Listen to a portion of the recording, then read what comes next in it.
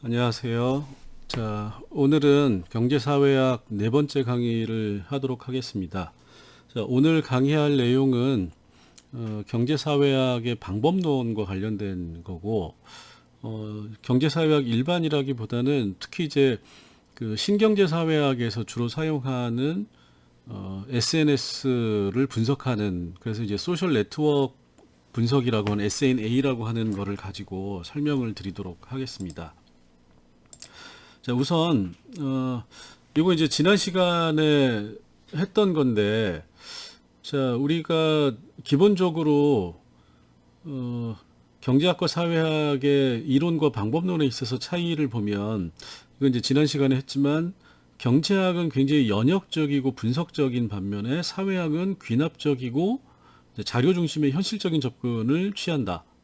이렇게 이론적인 차이가 있고, 그 방법론에 있어서 그 다음에 그러다 보니까 경제학은 굉장히 이제 계량적인 방식을 사용을 하고, 주로 기존에 있는 거시 통계 자료를 활용을 해서 계량적인 분석을 수행을 하거나, 또는 적은 분석을 함에 있어서 적은 변수를 가지고 다양한 경제적 현상을 예측하려고 하는, 그래서 이제 법칙을 정립하기 위한 그런 방법론을 활용을 많이 하고 있다라고 볼 수가 있고, 반면에 이제 사회학에서는 뭐 경제학에서 사용하고 있는 이제 계량적이거나 수학적인 방식을 양적 방법론으로서 활용을 하고 있지만, 경제학에서는 거의 사용하지 않는 이제 질적 방법론이라고 하는 거를 많이 쓰고 있다. 그리고 기존 자료를 활용한다기보다는 주로 이제 이 집단의 사회적 관계를 중시하기 때문에 직접 조사를 많이 하고 있고, 또 예측을 하기보다는 설명을 하고자 하는 목적이 강하기 때문에 적은 변수보다는 많은 변수를 활용해서 최대한 설명력을 높이는 방식으로, 이게 이제 기존의 경제학과 사회학이 그 이론 방법론에 있어서 보여주고 있는 큰 차이라고 할 수가 있어요. 이게 이제 그 경제사회학 단계에서는 이런 차이가 그대로 나타났는데, 신경제사회학이라고 하는 새로운 경제사회학의 새로운 형태가 나타나면서 이 경제학과 사회학이 보여주던 이제 고전적인 방식을 전부 다 양자를 모두 거부하기 시작을 합니다. 그래서 일단 이제 경제학 방법론은 우리가 뭐 여기서 경제학을 자세히 볼 건 아니니까 저런 방식으로 본다는 정도만 이해를 하고 넘어가면 되고, 자, 고전 사회학자들, 즉 경제와 사회라고 하는 주제를 다루었던 고전 사회학자들이라고 하는 거는 그렇게 계량적인 방식이라기보다는 좀 철학적이고 역사학적인 방식을 통해서, 좀 막스의 자본론이라고 하는 것도 기본적으로 여러 가지 통계적인 수치들을 사용을 하고 있지만 통계적인 방법론을 쓰는 건 아니었거든요. 오히려 역사적인 방법, 철학적 방법을 통해서 자본의 운동이라고 하는 게 이 자본주의라고 하는 거대한 정치적, 경제적, 사회적인 구조 속에서 어떻게 경제 현상이 나타나고 있느냐, 그리고 그런 경제 현상이 사회적이고 정치적인 거에 의해서 어떻게 영향을 받고 있느냐, 또는 경제적인 게 문화적이거나 이데올로기적이거나 또는 사회적이거나 이런 것들에 어떻게 영향을 주고 있느냐라고 하는 관점에서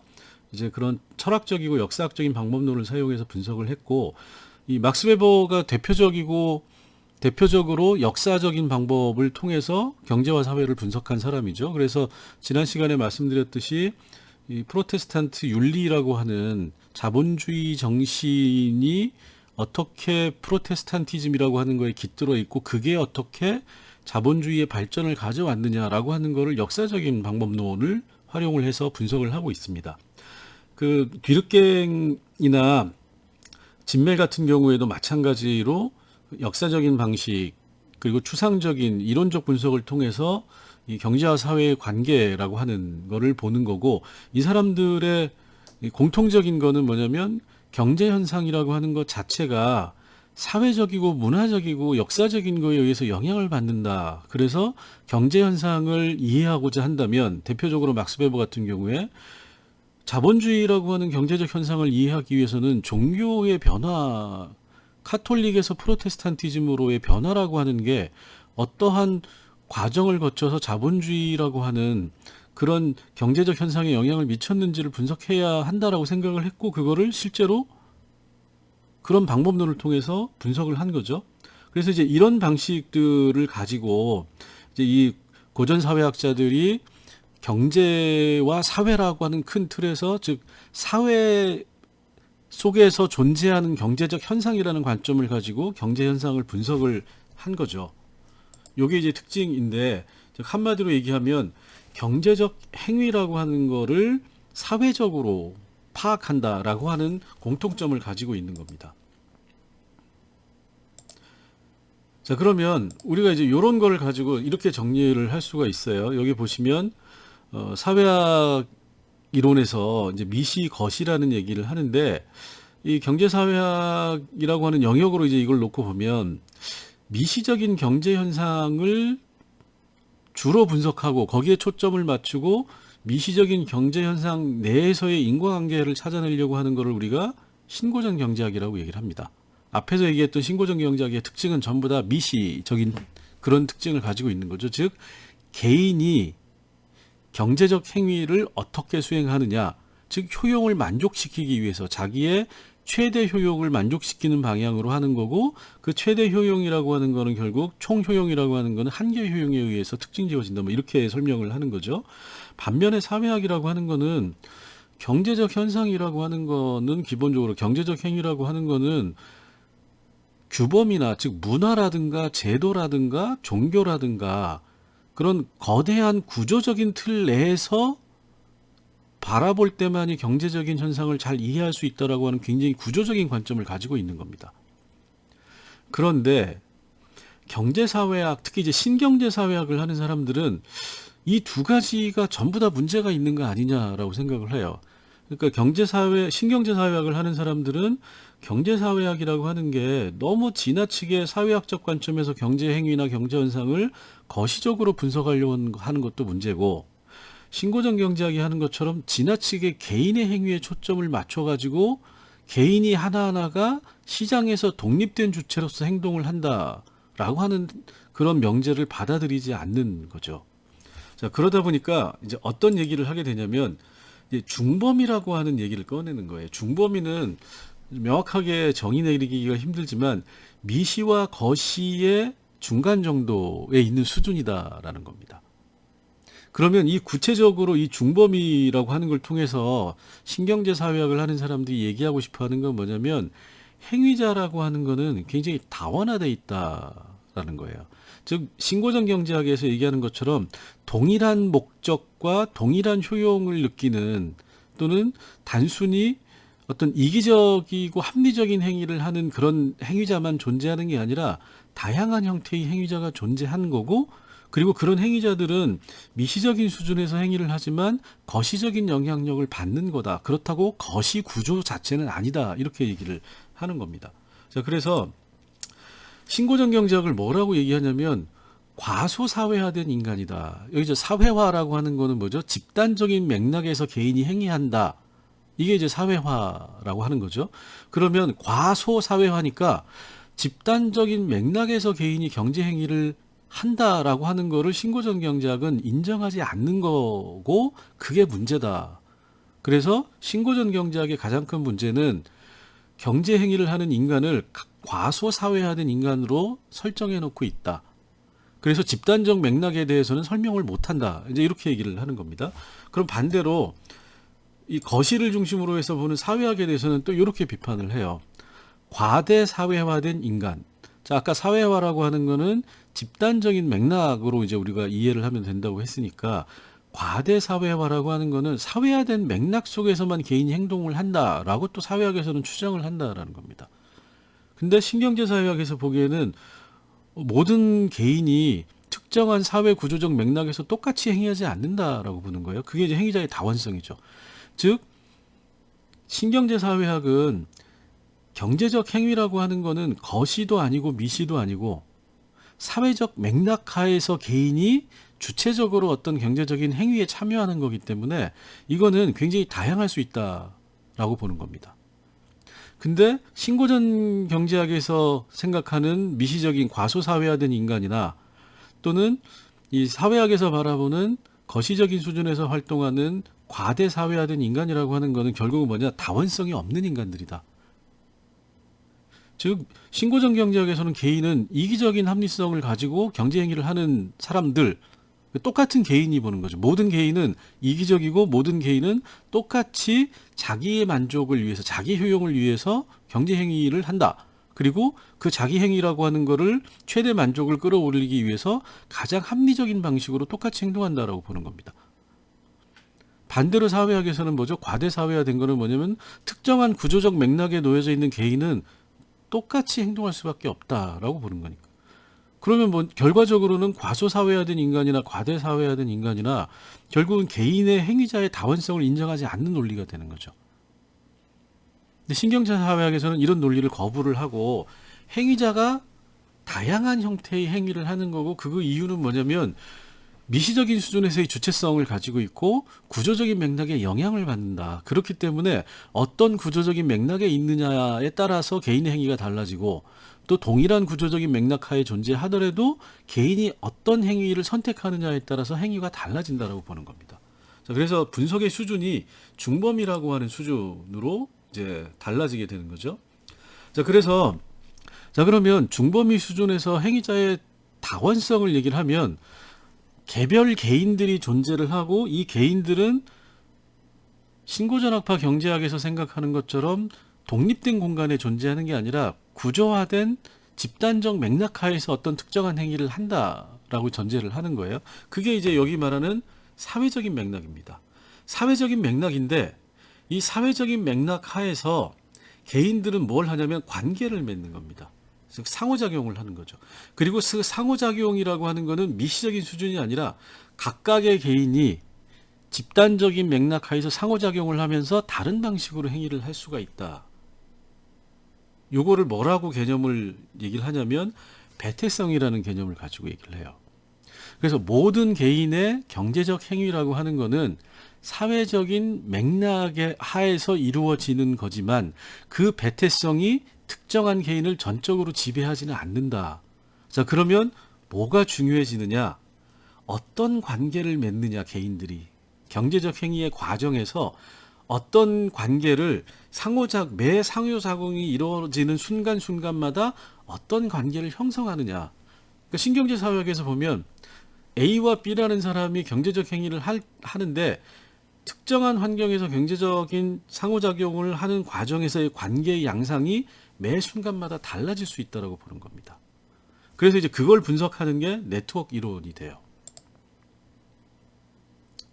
자, 그럼 이제 여기 배태성이라고 하는 개념을 조금 더 뭐 복잡할 수 있는데, 이 배태성이라는 개념을 이해하기 위해서 요걸 이제 구분을 좀 해보면, 그러니까 사람들이 어떤 집단적인 맥락 하에서 개인의 행위를 하느냐라고 하는 거를 보면 크게 이제 네 가지로 구분을 합니다. 그러니까 사람들이 모든 개인들이 동일한 행위를 하지 않는다라고 하는 걸 전제를 하면 자, 이 배태성이라고 하는 개념이 인지적인 배태성, 문화적 배태성, 구조적인 배태성, 정치적 배태성이라고 하는, 그러니까 집단의 상황적 맥락도 다 달라질 수 있다라는 거죠. 자, 그래서 개인이 행위를 하는데 이기적이거나 합리적인 자기의 효용을 극대화시키는 방식으로 행위하지 못한다라고 보는 거예요. 인지적 배타성은 그걸 강조하는 겁니다. 즉 개인의 심리적 상태에 따라서 의사결정이 달라진다. 자, 그러면 이 개인의 심리적인 상황이라고 하는 건 왜 발생하느냐? 인간이라고 하는 게 인지적으로 합리성을 극대화시킬 수 없기 때문에, 그러니까 합리성은 항상 제한적이기 때문에, 그러다 보니까 개인이 내린 의사결정은 다 다르게 나타난다라고 보는 겁니다. 자, 그 다음에 이제 문화적인 배타성이라고 하는 거는 특정한 사회마다 존재하는 집단적인 규범이 달라요. 그러면 그 집단적 규범이 개인이 선택할 수 있는 거에 영향을 미친다라는 겁니다. 자, 예를 들어서 우리나라에서는 밥을 사 먹는다, 식당에 가서 무언가를 사 먹는다라고 하는 경제적 행위를 할 때 그 식당이라고 하는 게 뭐죠? 밥을 파는 겁니다. 자, 한식, 분식, 그 다음에 뭐죠? 뭐 중식.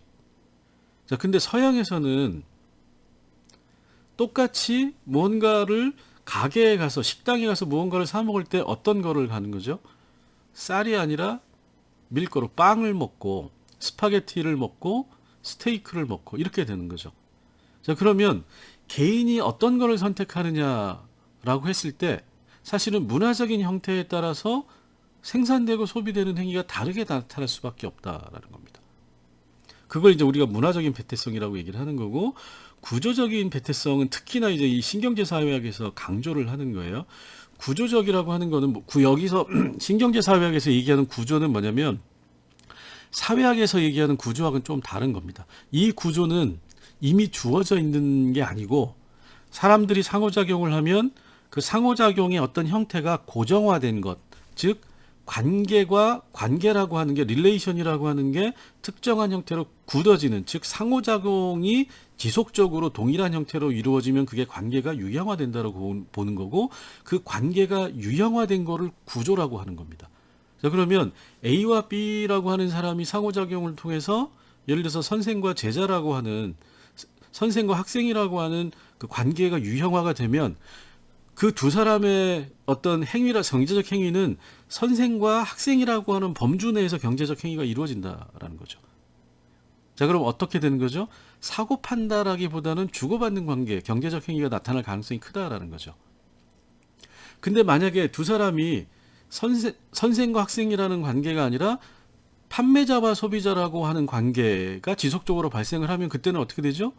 돈을 주고 매매가 이루어지게 되는 거죠. 즉 구조적 배태성이라고 하는 것은 어떤 관계가 형성됐느냐에 따라서 똑같이 경제적인 거래를 하더라도 호혜성에 입각한 거래를 하느냐 아니면 매매에 입각한 거래를 하느냐라는 방식으로 관계가 다르게, 상호작용이 다르게 나타나고 그 경제적 행위가 다르게 나타난다, 이런 얘기를 하는 겁니다. 그 다음에 이제 정치적 배태성은 뭐 여러분들 다 이해하기 쉽겠지만, 시장이라고 하는 거를 우리가 항상 얘기하자면 시장에 대한 결정은 결국 뭐냐, 권력을 가지고 있는 정치적 결정에 의해서 굉장히 큰 영향을 받는다라는 겁니다. 자, 우리가 지금 코로나 때문에 학원 문 닫아라, 사회적 거리두기 해야 되기 때문에 집단적인 어떤 행동은 하지 마라, 이렇게 얘기를 하는 거잖아요. 자, 시장의 논리라고 하는 거는 내가 어떤 필요한 물건을 살 수가 있어야 되는 겁니다, 시장에서. 근데 코로나라고 하는 특정한 상황에서 정치적인 권력을 이용해서 뭐죠, 그걸 강제하면 많은 사람들이 문을 닫을 수밖에 없다라는 거예요. 즉 권력에 의한 비시장적 결정이라고 하는 게 결국 어떻게 되죠? 거래 관계가 당분간 중단될 수밖에 없다라는 겁니다. 즉 비시장적인 결정에 의해서 경제적 행위가 당연히 영향을 받을 수밖에 없는 거고, 그건 우리가 일상적으로 굉장히 많이 느끼고 있는 거죠. 근데 경제학에서는 그걸 인정을 안 한다라는 겁니다. 그 순간에 설명이, 정치라고 하는 게 경제 시장에 개입했기 때문에 시장이 왜곡됐다라는 단 하나의 말로 모든 걸 끝내버리고 더 이상의 설명을 하지 않는다라는 겁니다.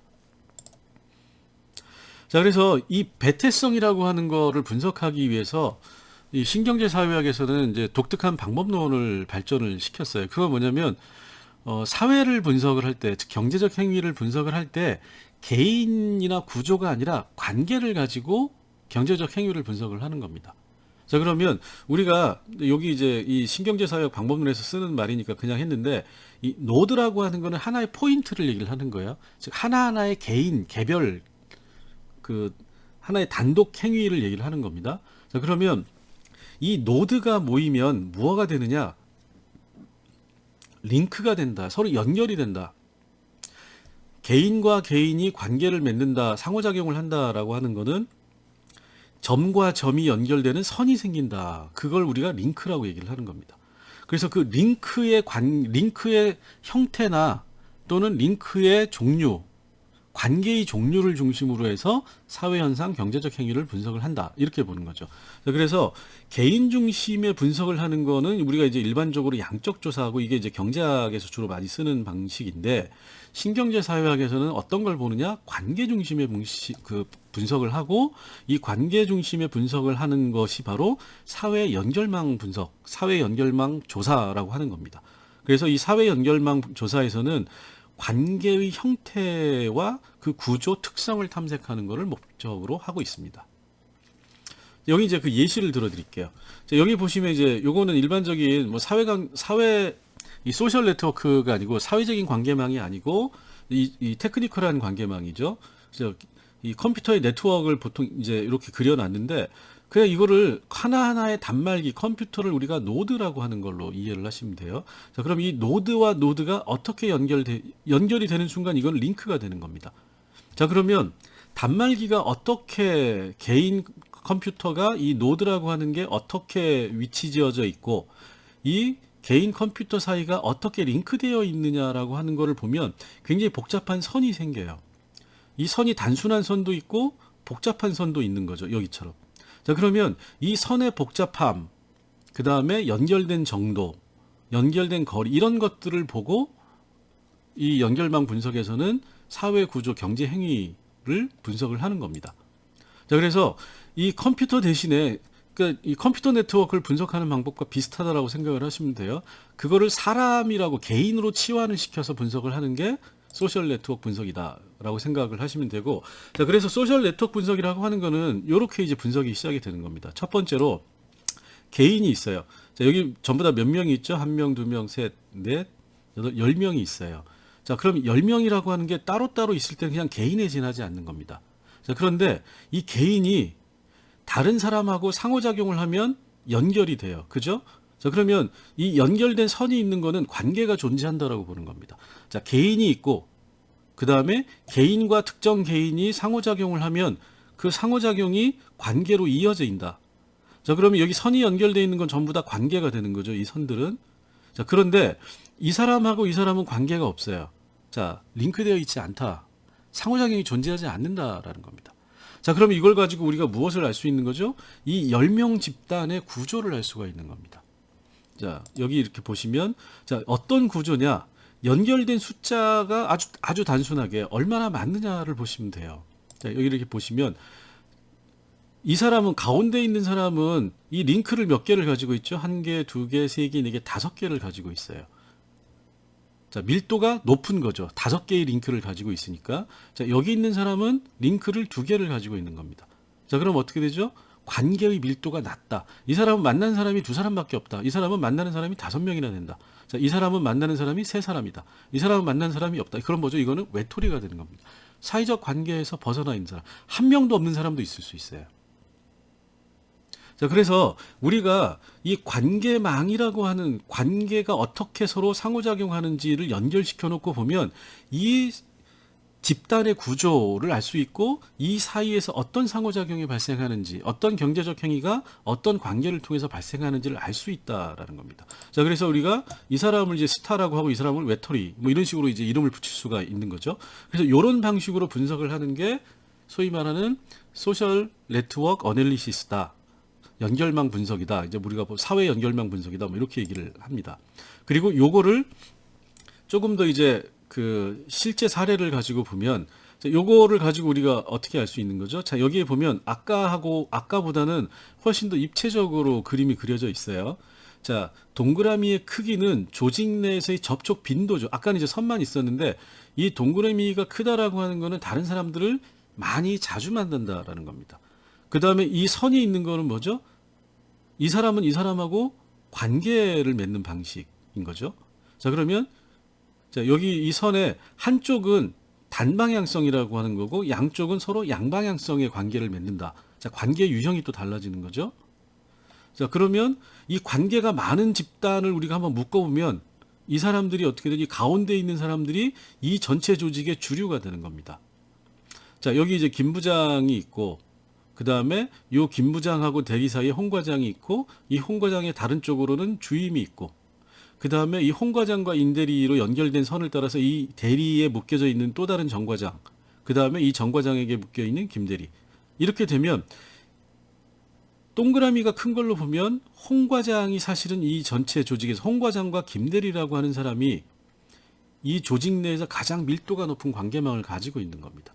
자, 그러면 어떻게 되죠? 전체의 주류는 이렇게 되고 이 주류 내에서의 핵심 세력은 홍 과장 라인, 그 다음에 김대리 라인이라고 하는 거예요. 과장 직급과는 무관하게 이 사람이 사회적 관계에서 주도적인 관계를 가지고 있다라는 겁니다.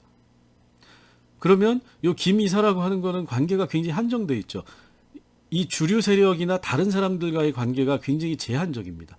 여기 있는 박 반장이라고 하는 사람도 이 전체 네트워크 속에 들어와 있질 못해요. 자, 여기 있는 최 대리는 이 전체 주류에서 벗어나서 한정된 제한된 사람들 사이에서만 관계를 가지고 있어요. 여기 이 주임이라고 하는 사람은 뭐죠?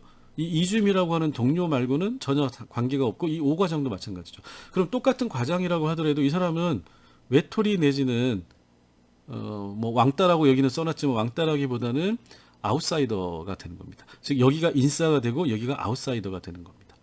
자, 이렇게 되면 한눈에 우리가 이 조직의 구조, 특성, 조직 내 관계라고 하는 것을 우리가 파악할 수 있다. 그래서 이제 조직 내 인간관계를 볼 때 이 소셜 네트워크 어널리시스라고 하는 방법을 이제 주로 활용을 많이 한다.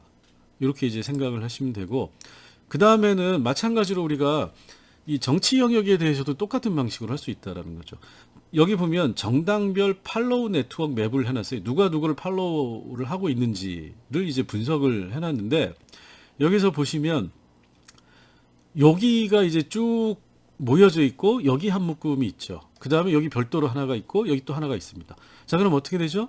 민주당이라고 하는 거에 정치적 성향이 비슷한 사람들끼리 쭉 모여져 있는데, 이 모여져 있는 것 안에서도 자, 여기 있는 사람들 사이에 활발하게 팔로잉이 되고 있고, 반면에 손학규, 정동영, 한명숙은 약간 벗어나 있다.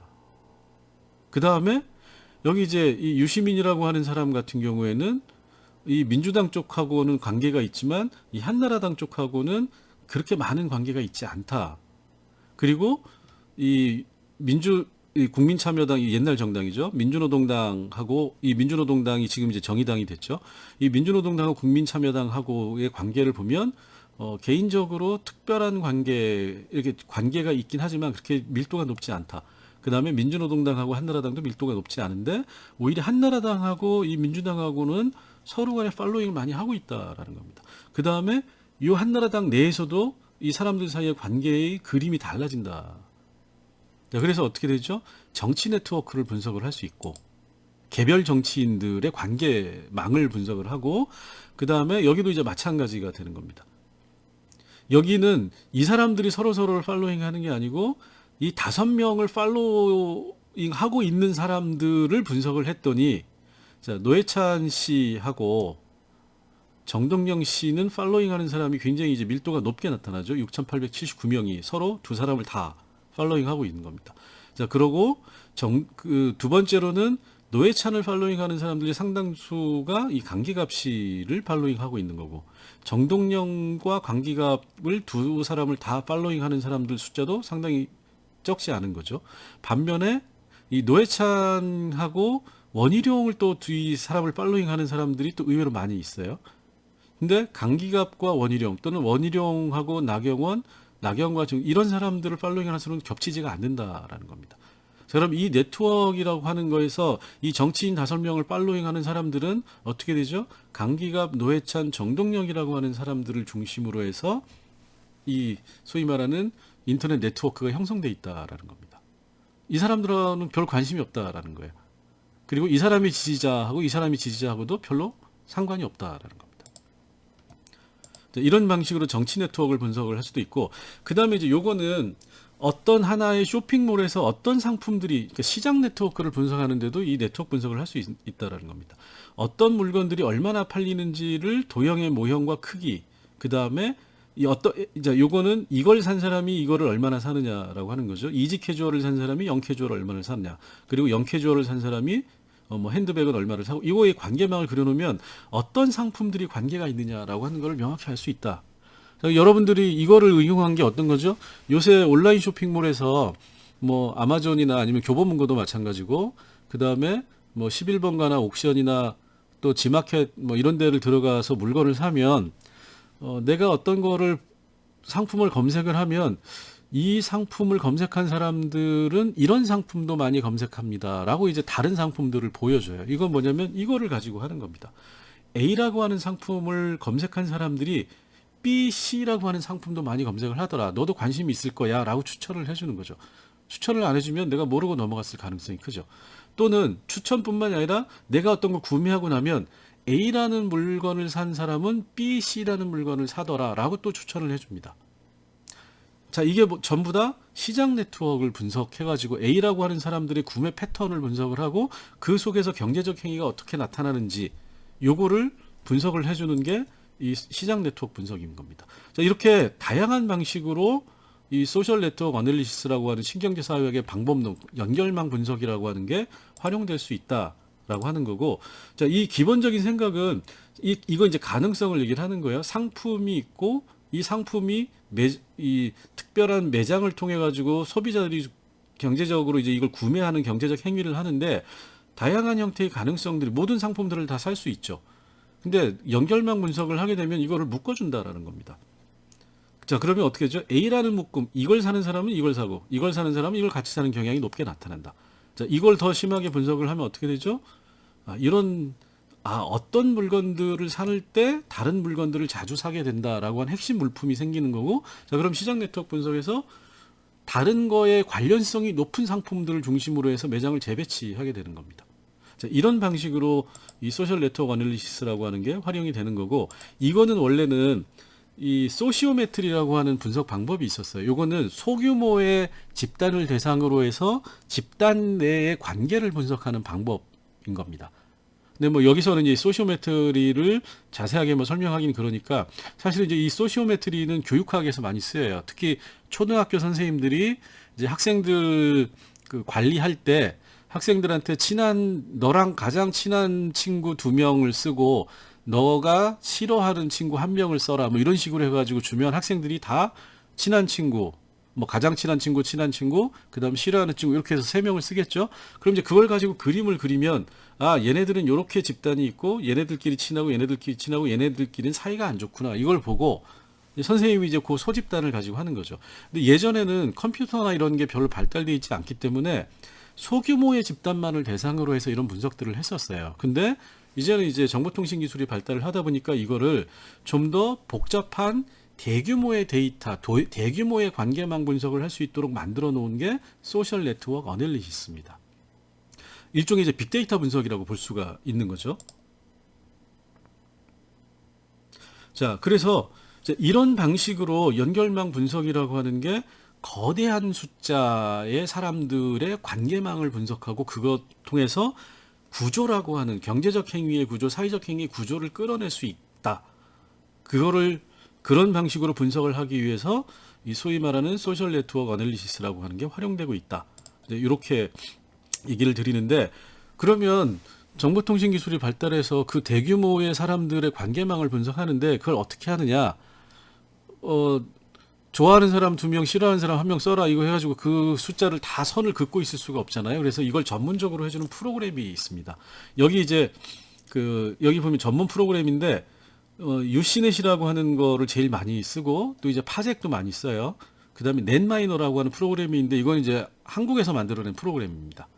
그래서 이제 기본적으로, 유료 프로그램인데, 여기 이제 홈페이지에 가시면, 설명서도 있고, 그 다음에 프로그램도 데모 버전으로 간단한 거를 돈을 지불하지 않고 쓸 수 있도록 해놨으니까, 관심이 있는 분들은 이 유시넷, 파젝, 넷마이너를 쳐가지고 이 회사의 홈페이지에 들어가서 그 프로그램을 다운로드 받으시면 됩니다.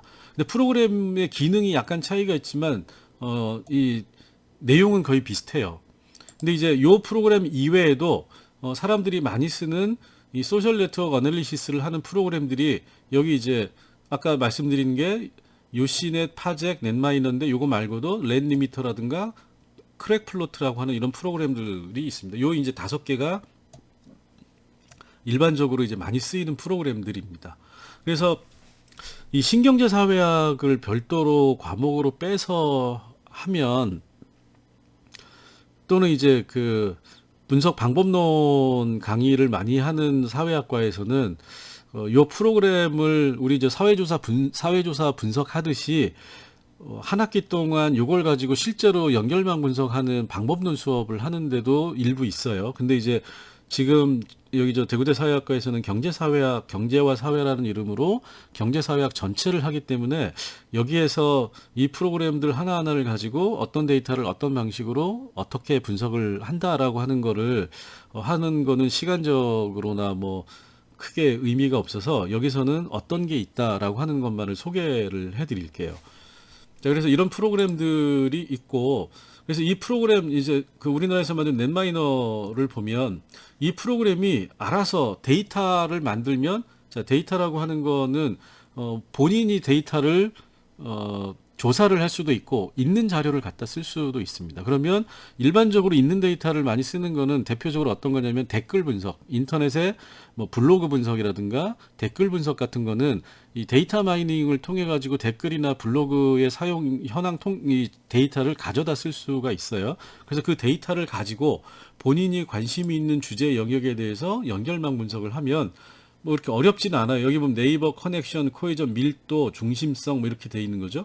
그래서 여기 노드 링크 아까 얘기했던 기본선 이 노드와 링크를 특정한 형태로 어떤 형태로 이거를 연결시켜 주는지 기술적으로 이 프로그램은 그거를 해주는 겁니다. 그래서 이 데이터를 입력을 하면 그 데이터를 변환을 해서 시각화 시켜주는 이런 역할을 하는 게 아까 말씀드린 프로그램이라고 보실 수가 있고, 이제 크게 보면 두 가지의 이 종류가 있어요.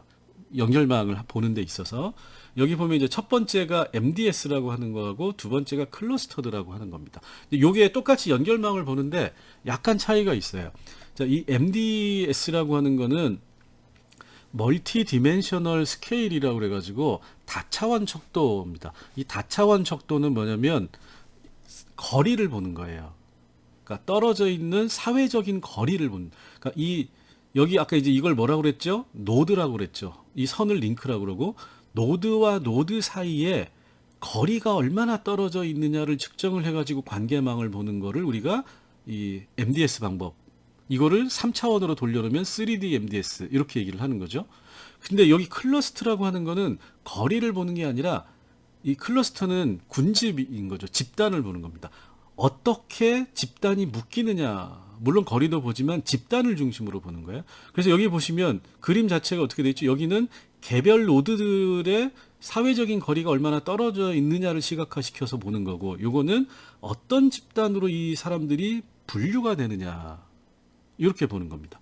그리고 요거를 마찬가지로 3차원으로 돌려놓으면 3D 클러스터드가 되는 거죠. 그래서 거리를 보는 거와 이 군집을 보는 두 가지 방식으로 시각화를 한다. 뭐 해석도 달라지겠죠. 그래서 이런 방식으로 연결망 분석을 활용을 하고 있다. 이렇게 생각을 하시면 됩니다. 자, 방법론을 간단하게 살펴봤는데 오늘은 여기까지 하도록 하겠습니다. 수고하셨습니다.